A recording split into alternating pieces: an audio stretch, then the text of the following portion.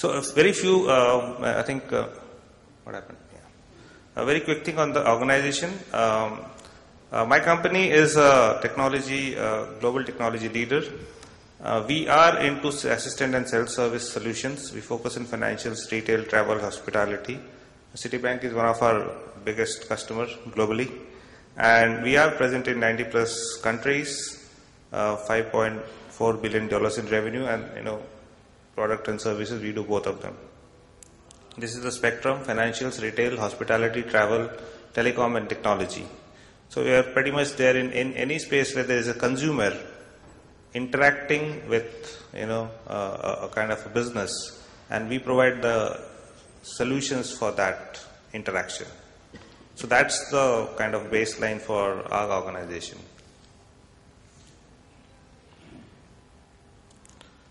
Again, I think we work with all the top banks, telecom companies, airlines, retailers across the world. Now this is the business case we had, and this is specifically on financial services. So our financial institutions are challenged with competing priorities. Okay, what the business wants. Okay, the business wants to sell more product services. They want to attract and retain customers, and they want to contain cost. I think very, very known and heard words may be applicable to most of us. What the customer wants: time and place convenience, increased availability, and high level of service. And again, I would say, very much similar to most of our customers' wants. Now, I think I will just take one case study of how we resolve our, ATM downtime. So we are the largest ATM manufacturers and service providers across the globe. So for us and for the customer, when I say the customer, it's both the end customer and the bank. What matters is that the machine should be functioning. The machine should have almost 100% uptime. Okay, and here comes the challenge, that was given to us, saying that this is our business expectation. I would say our business prerogative. I mean, this is what we have to do. So how you guys can come and help us? Okay, so I would not like to go through this entire thing. The important thing to note here is the point highlighted in yellow, that if the right person and the right part is there at the right time, okay, the machine gets serviced as quickly as possible. Okay, so that's the key business, I would say, the key business impact we can do. That if we can help the business in getting, one out of the three things, or all the three out of what they expect. Now, what we did is, so how do we manage downtime? Okay, so, and I have taken the people aspect of it. There is a technology aspect, there is a process aspect, and all that stuff. So, how the people aspect can help in managing the downtime. Now, we have certified, second line service professionals. Okay, they are the experienced engineers who go and service the machines. Now, there is a process, that they follow to repair the machine. Okay, they are trained resources. They have graded level of expertise, and I will come to that. What do you mean by graded level?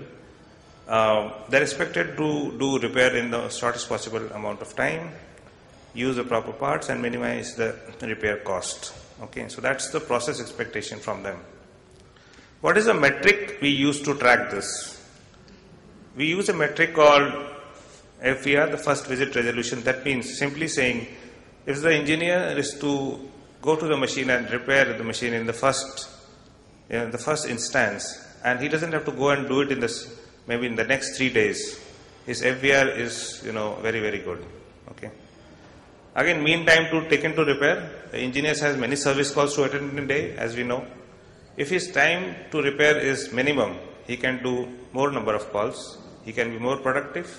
Okay, and for us, it helps. And the revisit rate.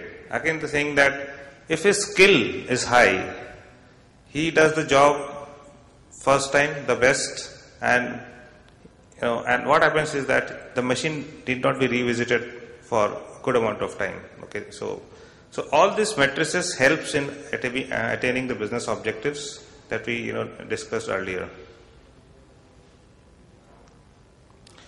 So what we did, And this is something we did globally.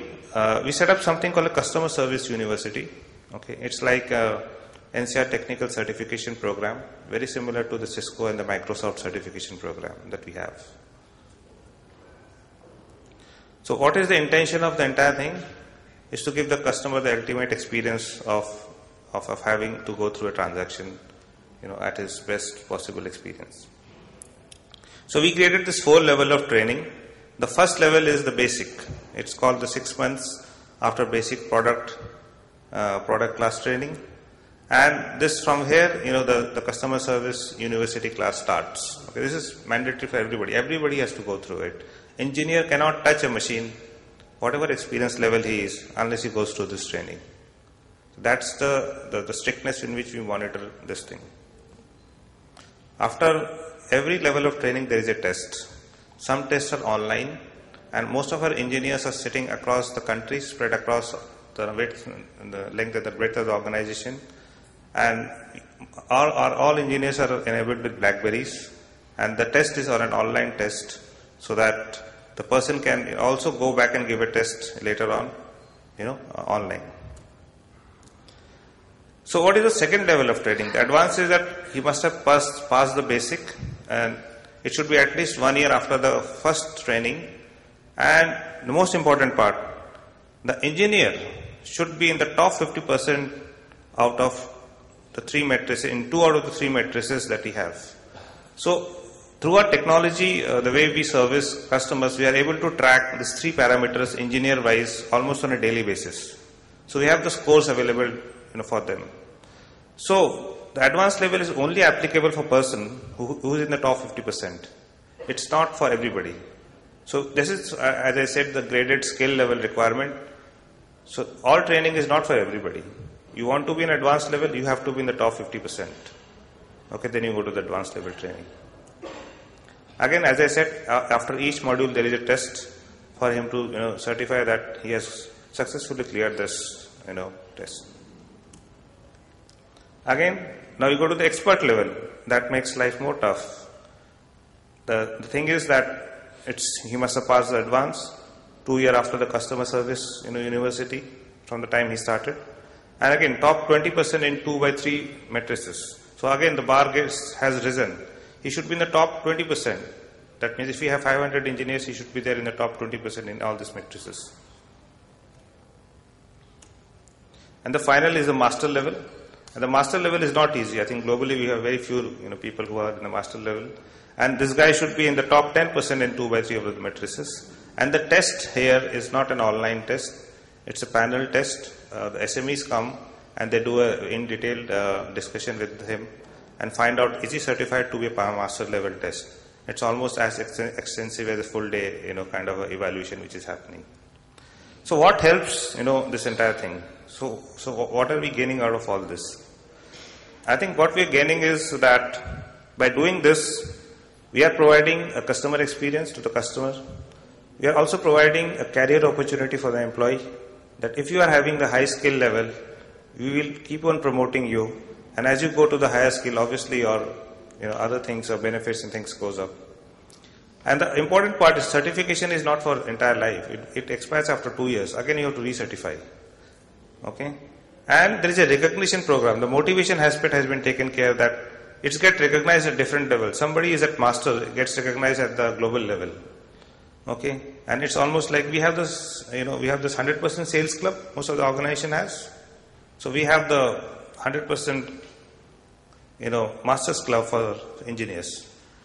Engineers are invited into the club. So it's not the sales guy who are giving numbers. It is the engineers who are delivering the maximum level of the skill level that they achieve, and they also get the equal footing of recognition like a sales guy. So, rightly said, 4 levels of business impact, and we are targeting the 4th level. And how we are doing is, as I said, that it's productivity measurement, quality, customer response time, cost control, employee satisfaction, customer satisfaction. So I think some of the matrices, as I highlighted, helps us in achieving the business parameters. Okay, employee is satisfied because he is motivated that if I get a higher skill, I will be able to move up the organization. I will be able to get a richer job, okay, more richer in content. And if all this happens, our customers are always satisfied. So this is what I have to share, a brief case study of what we do at NCR.